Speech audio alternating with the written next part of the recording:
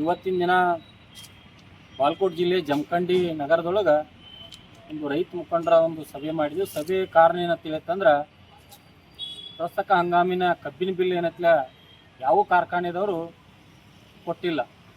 ಡಿಸೆಂಬರು, ಜನವರಿ, February, March ಸುಮಾರು 3-4 ತಿಂಗಳಾಯ್ತು. ಇವತ್ತಿನವರೆಗೂ ಸುದ ಕಬ್ಬಿನ ಬಿಲ್ ಕಾರ್ಖಾನೆ ಮಾಲೀಕರು ಯಾರು ಕೂಡ ರೈತರು ಕೊಡೋರು.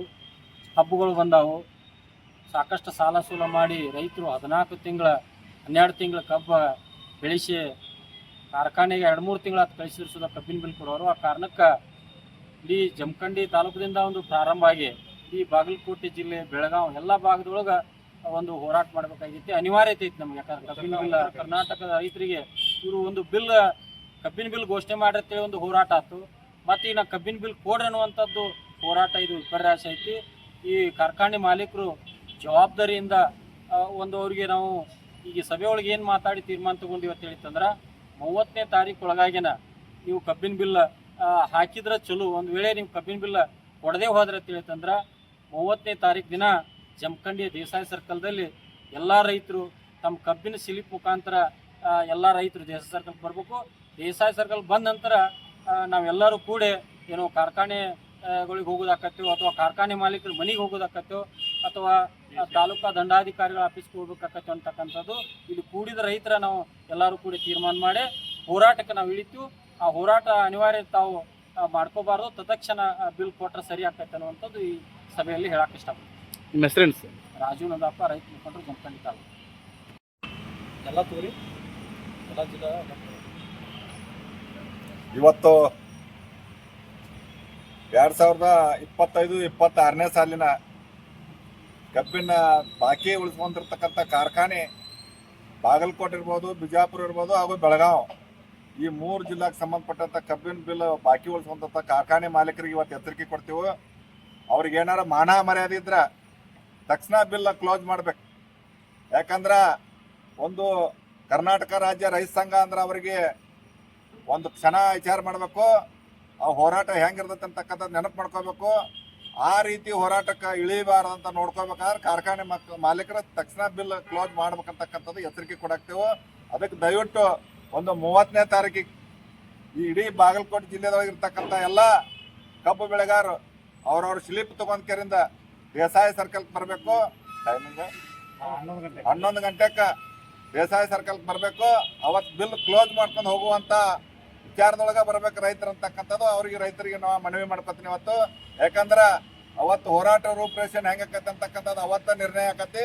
ಅದ್ರ ಒಳಗಾಗಿ ಕಾರ್ಖಾನೆ ಮಾಲೀಕರಿಗೆ ಇನ್ನೂ ಒಮ್ಮೆ ಎಚ್ಚರಿಕೆ ಕೊಡ್ತೇವೆ, ಮಾನ ಮರ್ಯಾದಿಂದ ತಕ್ಷಣ ಬಿಲ್ ಬಿಡ್ಬೇಕಂತಕ್ಕಂಥದ್ದು. ಅದಕ್ಕೆ ಈ ಜಿಲ್ಲೆದೊಳಗಿರ್ತಕ್ಕಂಥ ಜಿಲ್ಲಾ ಉಸ್ತುವಾರಿ ಮಂತ್ರಿ ಆಗಲಿ, ಜಿಲ್ಲಾ ಅಧಿಕಾರಿಗಳಿಗೆ ಆಗಲಿ, ಅವ್ರಿಗೇನು ಮಾನ ಮರ್ಯಾದೆ ಅಂತ ಕೇಳ್ತಾನೆ ಇವತ್ತು. ಈಗ ಅವತ್ತು ಬಿಲ್ಲ ಅವತ್ತು ಹೋರಾಟ ನಡೆದ ಸಂದರ್ಭ ಬಿಲ್ ಬೆಲೆ ನಿಗದಿ ಮಾಡುವಂಥ ಸಂದರ್ಭದೊಳಗೆ ಅವತ್ತು 14 ದಿನದ ಬಿಲ್ ಇಸದ್ ಕೊಡ್ತೇವೆ ಅಂತಕ್ಕಂಥ ಮಾತು ಕೊಟ್ಟಿರ್ತಕ್ಕಂಥ ಜಿಲ್ಲಾಧಿಕಾರಿಗಳು ಇವತ್ತು ಎಲ್ಲಿ ಕೂತಾರ ಗೊತ್ತಿಲ್ಲ. ಅದಕ್ಕೆ ಜಿಲ್ಲಾಧಿಕಾರಿಗಳು, ಜಿಲ್ಲಾ ಉಸ್ತುವಾರಿ ಮಂತ್ರಿಗಳು ಅದನ್ನ ಜವಾಬ್ದಾರಿ ತಗೊಂಡ ಕಾರ್ಖಾನೆ ಅವ್ರ ಕಿವಿ ಹಿಂಡಿ ಬಿಲ್ ಕೊಡಿಸುವಂತ ಕೆಲಸ ಮಾಡ್ಬೇಕಂತಕ್ಕಂಥದ್ದು ಅವ್ರಿಗೆ ಎಚ್ಚರಿಕೆ ಕೊಡ್ತೇವೆ. ಅದಕ್ಕೆ ದಯವಿಟ್ಟು ಆ ಹೋರಾಟಕ್ಕೆ, ರೈತರ ಹೋರಾಟಕ್ಕೆ ಇಳಿಸೋಕ್ಕಿಂತ ಮುಂಚೆನೆ ಇವ್ರು ವಿಚಾರ ಮಾಡಿಕೆರಿಂದ ಬಿಲ್ ತಕ್ಷಣ ಕ್ಲೋಸ್ ಮಾಡಬೇಕು ಅಂತಕ್ಕಂಥ ವಿಚಾರದೊಳಗೆ ನಾವು ಅದೀವು. ಅದಕ್ಕೆ ದಯವಿಟ್ಟು ಎಲ್ಲ ರೈತರಲ್ಲಿ ನಾವು ಮನವಿ ಮಾಡ್ಕೊತೀವಿ. ನೀವು ನಮ್ಮ ಬಿಲ್ ಬಂದಿಲ್ಲ ಅನ್ಕೋತ ಅಲ್ಲಿ ಕಟ್ಟಿ ಮೇಲೆ ಕುತ್ಕೊಂಡು ಮಾತಾಡ್ಬೇಡ್ರಿ. ನಮಗೇನು ಪುಕ್ಷಟೆ ಯಾರ ಬಿಲ್ ಕೇಳಾಕತ್ತಿಲ್ಲ, ನಾವು ಯಾರ ಫಲಾನು ಕೇಳಾಕ್ತಿಲ್ಲ. ನಾವು ಕಳಿಸಿರ್ತಕ್ಕಂಥ ಬೆವರಿನ ಬೆಲೆ ಕೇಳಾಕತ್ತೇವು. ಇವತ್ತು 30ನೇ ತಾರೀಕಿಗೆ ದೇಸಾಯಿ ಸರ್ಕಲ್ 11 ಗಂಟೆಗೆ ನಿಮ್ಮ ಸ್ಲಿಪ್ ತಗೊಂಡ್ಕೇರಿ ನಿಮ್ಮ ಗುತ್ತಿ ಕಟ್ಕೊಂಡು ಬರ್ರಿ.